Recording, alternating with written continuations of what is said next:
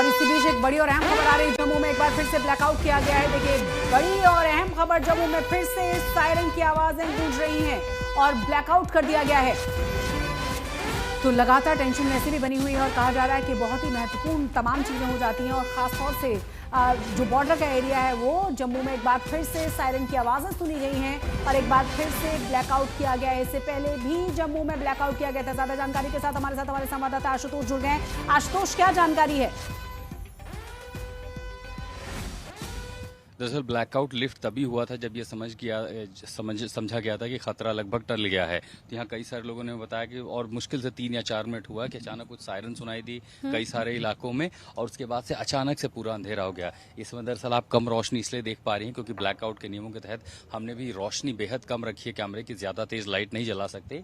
लेकिन अब ये वही खतरा है क्योंकि देखिए उधर रिटेलिएशन हो रहा पाकिस्तान के भी इलाकों में, तो बौखलाया पाकिस्तान भी बिल्कुल उसी तरह जैसे उसने 8:30 बजे के बाद ही घटना को अंजाम दिया। जम्मू से लेकर के सांबा और पूरे सेक्टर पुंछ तक हर इलाके में ड्रोन से हमले किए और ये ब्लैकआउट उसी संभावना के देखते हुए या तो किसी स्पेसिफिक इंटेलिजेंस, एयर इंटेलिजेंस होगा कि या तो कोई प्रोजेक्टाइल आ रहे हैं या फिर ये देखते हो कि कहीं पाकिस्तान बेताशा में रिहायशी इलाकों पर हमला ना करे। और ये ब्लैकआउट दरअसल एक तरह का कैमोफ्लाज स्थिति हो जाती है ताकि उन्हें ये पता ना चले कि कौन सा इलाका कहां पर अगर ड्रोन्स आते हैं तो वो ब्लाइंड हो जाए। तो दरअसल इस समय एडवर्सरीज के लिए, दुश्मन के लिए पूरा इलाका ब्लाइंड कर दिया गया है और यहाँ पर जो है पूरी तरह से ब्लैकआउट कर दिया गया। जबकि थोड़ी देर पहले जब हम यहाँ पर पहुंचे तो लगभग इलाके में धीरे धीरे रोशनी रीस्टोर हो रही थी। कई सारे इलाकों में रीस्टोरेशन शुरू हो गया था। और जैसे हम जम्मू पहुंचे तो आपको ये नहीं बता सकते हम जम्मू में किस स्पेसिफिक जगह पर हैं, लेकिन हाँ, इस समय जम्मू में फिर से एक बार ब्लैकआउट हो गया है। सायरन सुनाई पड़े हैं, अलर्ट, लोग ज्यादा सतर्क है, तमाम एजेंसियां सतर्क हैं, तमाम सुरक्षा बल सतर्क है, हमारा डिफेंस सिस्टम सतर्क है, हमारा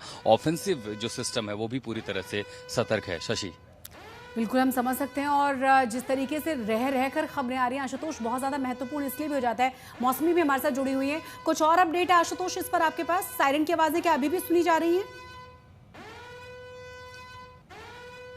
नहीं, वो अब नहीं सुनी जा रही है, लेकिन चूंकि ब्लैकआउट एक बार कर दिया गया और सायरन एक चेतावनी के लिए होता है, तो उस चेतावनी के बाद कम से कम लोग संभल जाएं, सतर्क हो जाए और ब्लैकआउट कर दिया गया। तो ब्लैकआउट के बाद ये होगा कि सड़क पर अगर कोई गाड़ी भी आ रही है, जैसे हमने भी लंबा सफर तय किया लेकिन कोशिश की कि गाड़ी की जो लाइट है वो बंद रहे, डिम रहे, और ज्यादातर इसीलिए कि कहीं भी हाल में अगर ऊपर कोई ड्रोन है, कोई सर्विलांस ड्रोन है, उसे पता ना चले, किसी की तरह की जानकारी ना हो, ब्लाइंड रखने के लिए ये ब्लैकआउट पूरे जम्मू में इस समय एक बार फिर से शुरू कर दिया गया है। मौसमी हमारे साथ जुड़ी हुई हैं, आशुतोष बने रहे आप हमारे साथ। मौसमी, कहां पर आप मौजूद हैं? और जिस तरह से लगातार हम कह भी रहे हैं कि जो ये रात है बहुत ज्यादा महत्वपूर्ण हो जाती है, रह कर अलग अलग जगहों से ब्लैकआउट की खबरें, गोलीबारी की खबरें लगातार आ रही हैं। बिल्कुल, देखिए, दिल्ली से हम निकले और लगातार पंजाब की ओर बढ़ रहे हैं। पंजाब में चाहे वो गुरदासपुर हो, अमृतसर हो, तरन तारण हो, लगातार ये सब पाकिस्तान से जुड़े हुए इनकी सीमाएं हैं। और जिस तरह से अमृतसर और गुरदासपुर में हमने देखा कि पाकिस्तान लगातार अपनी नापाक कोशिशें कर रहा था, उसके बाद पंजाब में स्कूल और कॉलेजेस को 2-3 दिन के लिए बंद किया गया है और एक तरीके से हाई अलर्ट मोड में ये तमाम शहर रखे गए हैं। रात में ब्लैकआउट है यहाँ पे इन शहरों में जो सुबह 5 बजे तक चलेगा। जाहिर तौर पे आज की रात, शशि, पाकिस्तान के लिए कयामत की रात होने वाली है। पहले ही विदेश सचिव ने कह दिया था कि हम लोग की कोशिश कोई इस पूरे मामले को एस्केलेट करने की नहीं है। हम लोग राइट टू रिस्पॉन्ड रखते हैं क्योंकि जिस तरह से पहलगाम में आतंकी हमला हुआ हमने उसी का जवाब दिया। और उसके बाद भी जो लाहौर में आज एक तरीके से एयर डिफेंस सिस्टम को निस्तानाबूद किया भारत के एक ड्रोन ने, तो उस पे भी विदेश सचिव ने ये कहा था कि इसी तरह की कोशिश कल पाकिस्तान ने की थी हमारी इस्टेब्लिशमेंट्स और हमारे डिफेंस एयर सिस्टम के लिए, जिसको हमने नाकाम कर दिया था, इसलिए हमने जवाबी कार्रवाई की और ये कोई एस्केलेटरी कोशिश नहीं थी। लेकिन आज तो हद ही कर दी है पाकिस्तान ने और जिस तरह से लगातार एक के बाद एक बहुत बड़ी गलतियां पाकिस्तान करता चला जा रहा है, तो भारत भारत उसका जवाब जो है मुंह तोड़ तरीके से दे रहा है। और जिस तरह से आशुतोष भी बता रहे थे, लगातार सीज फायर वायलेशंस पाकिस्तान कर रहा है, जिसकी जवाबी कार्रवाई में भारत भी लगातार जवाब दे रहा है। तो एक तरीके से आप देखिए कि पाकिस्तान एकदम बौखलाया हुआ है और चाहे वो संयुक्त राष्ट्र हो, चाहे तमाम बड़े देश हो, वो इस पर अपनी नजर बनाए रखे हुए हैं। जिस जिम्मेदारी से, जिस परिपक्वता से भारत ने लगातार इस पूरे मसले में सिविलियंस को दूर रखते हुए कदम उठाए हैं, मेजर्ड जो हम लोग के एक्शंस हुए हैं, कार्रवाई हुई है, पाकिस्तान ने उस पर बिल्कुल भी गौर नहीं किया है। शायद अपनी तबाही की ओर पाकिस्तान बढ़ रहा है। और हम लोग अभी गुरदासपुर के रास्ते में ही हैं,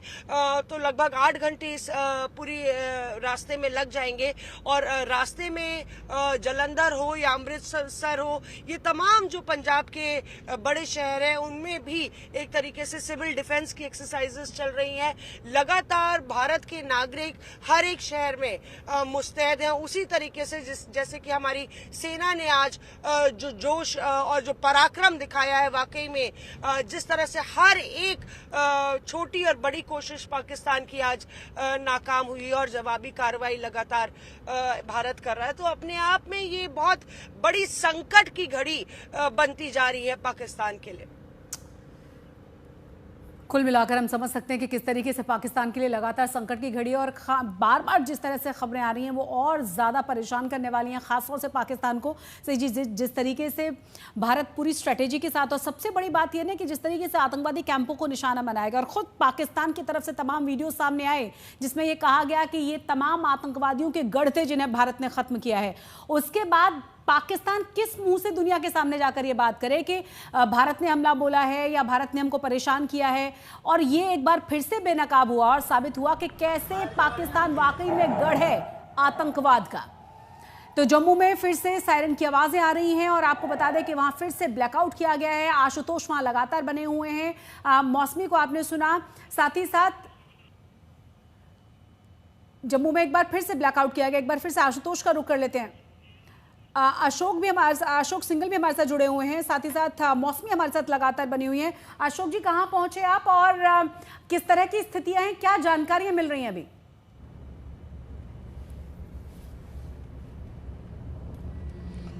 देखिए, जैसे मैंने बताया कि चंडीगढ़ के रास्ते में, लेकिन बीच में पंजाब के कुछ शहर भी आएंगे और पंजाब की बात हम लोग कर रहे हैं। जालंधर को पे भी ड्रोन हमला करने की कोशिश की थी ड्रोन से, लेकिन उसको भी आर्मी ने निष्क्रिय कर दिया था, उसको तुरंत जवाब दे दिया गया था।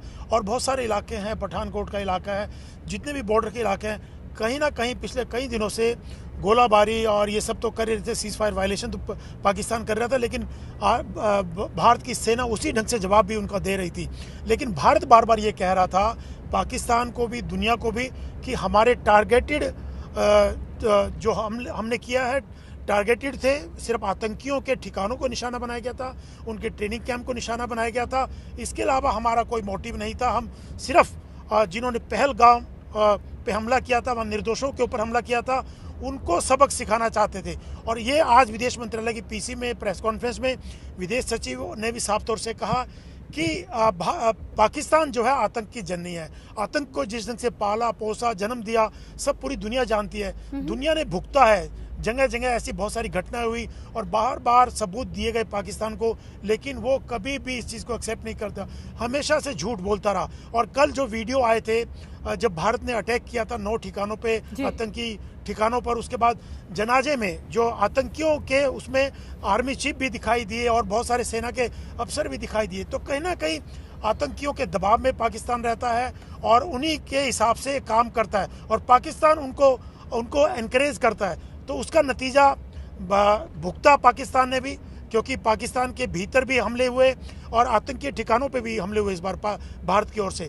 लेकिन पाकिस्तान ने उन आतंकियों के दबाव में भारत पर जो कोशिश की हमला करने की, कुछ शहरों में, जम्मू कश्मीर के और पंजाब के कुछ इलाकों में उन्होंने जो कोशिश की, राजस्थान में कोशिश की, जैसलमेर के इलाकों में, तो भारत ने, क्योंकि भारत तैयार था, भारत को पता था कि पाकिस्तान एक नाकाम और नापाक कोशिश कर सकता जी। है भारत के कुछ इलाकों को टारगेट करने को लेकर के, लेकिन भारत की सेना मुस्तैद थी, उससे भी ज़्यादा आक्रामक तरीके से अग्रेसिवली उन्होंने उसका मुंह तोड़ जवाब दिया और जितने भी उनकी कोशिशें थी उसको निष्क्रिय किया, निसफल किया।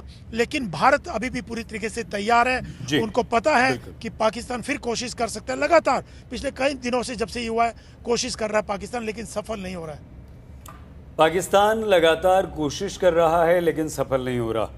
अशोक, आप ये बात कह रहे हैं और हिमांशु, हम आपसे और मौसमी दोनों से इस बात के आगे इस बात को समझना चाहते हैं कि जब पाकिस्तान जानता है कि वो हमारे एयर डिफेंस सिस्टम S-400 से पार नहीं पा सकता, जब पाकिस्तान ये जानता है कि वो हमारी सैन्य शक्ति के आगे टिक नहीं सकता, जब पाकिस्तान ये जानता है कि समुद्र के रास्ते भी लाहौर पर हमला हो चुका है आज अब से कुछ देर पहले, जब पाकिस्तान ये जानता है कि वो चारों तरफ से घिरा हुआ है, तो बार बार पाकिस्तान इस हरकत के पीछे कारण क्या है हिमांशु?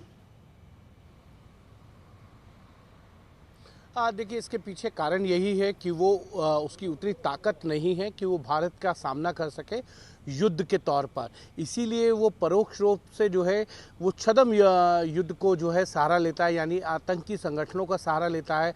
आतंकी संगठनों को वहाँ फंडिंग करता है, उनको पालता है, उनको जगह देता है, उनके लिए ट्रेनिंग कैंप चलवाता है, आर्मी के साथ उनकी ट्रेनिंग कराता है। और यही कारण है कि भारत में जितनी आतंकी घटनाएं होती हैं उसमें पाकिस्तान का हाथ जो है वो सामने आता है। सईद, हम सब जानते हैं कि पुलवामा हो या उरी की घटना हो या उससे पहले मुंबई में हुआ हो या दिल्ली में ब्लास्ट हो, कहीं भी भारत में इस तरीके से आतंकी हमले हुए हों, तो उसमें चाहे पार्लियामेंट में अटैक हुआ हो, तमाम आतंकी घटनाओं में, आतंकी हमलों में पाकिस्तान का नाम आता रहा। इससे पहले भारत हमेशा एक डोजियर बनाता था जो विश्व के पटल पर रखता था सबके सामने कि देखिए पाकिस्तान जो है आतंकियों को पालने पोसने का काम करता है, उनको पनाह देता है, उनको ट्रेनिंग देता है और फिर भारत के खिलाफ जो है आतंकी घटनाओं को अंजाम किया जाता है।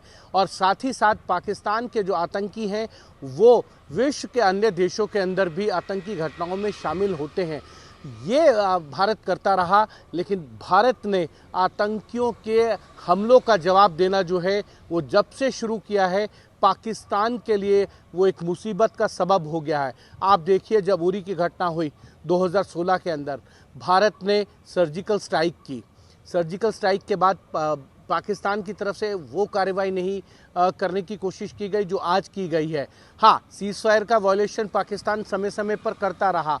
पुलवामा की घटना हुई, उस आतंकी घटना को किसने कराया, उस सारे तथ्य जो है भारत ने पूरे विश्व के सामने रखे, लेकिन उसके साथ साथ एयर स्ट्राइक किया। एयर स्ट्राइक के बाद पाकिस्तान की तरफ से जो जवाब है वो नहीं दिया गया। सीज़फायर वायलेशन जो है वो लगातार करते रहे। तो कहीं ना कहीं अब पाकिस्तान के सामने समस्या ये है कि वो ताकतवर नहीं है और एक विश्व की बड़ी शक्ति से जो है टकराने की कोशिश सीधे तौर पर नहीं कर सकता है। इसीलिए जो है वो परोक्ष रूप से जो है, अप्रत्यक्ष रूप से जो है वो पीछे से वार करने की कोशिश करता है आतंकी घटनाओं के जरिए। और इसीलिए भारत ने जिस तरीके का रुख अख्तियार किया है, जिस तरीके से रणनीति तैयार की, पहलगाम के आतंकी हमले के बाद 13 दिन का समय लिया, हर तरीके से ये सुनिश्चित कर लिया कि पाकिस्तान को जो जवाब दिया जाएगा, अगर उसके बाद पाकिस्तान की तरफ से किसी तरीके की कोई कार्रवाई की जाएगी तो भारत उसको उससे बड़ी कार्रवाई करके ये बताएगा कि भारत में जो है आतंकवाद जीरो टॉलरेंस है और जो भी आतंकवाद के साथ है भारत उसके खिलाफ है। और इसीलिए भारत ने ये कोशिश की कि वैश्विक स्तर पर जो है सभी देश भारत के साथ आए।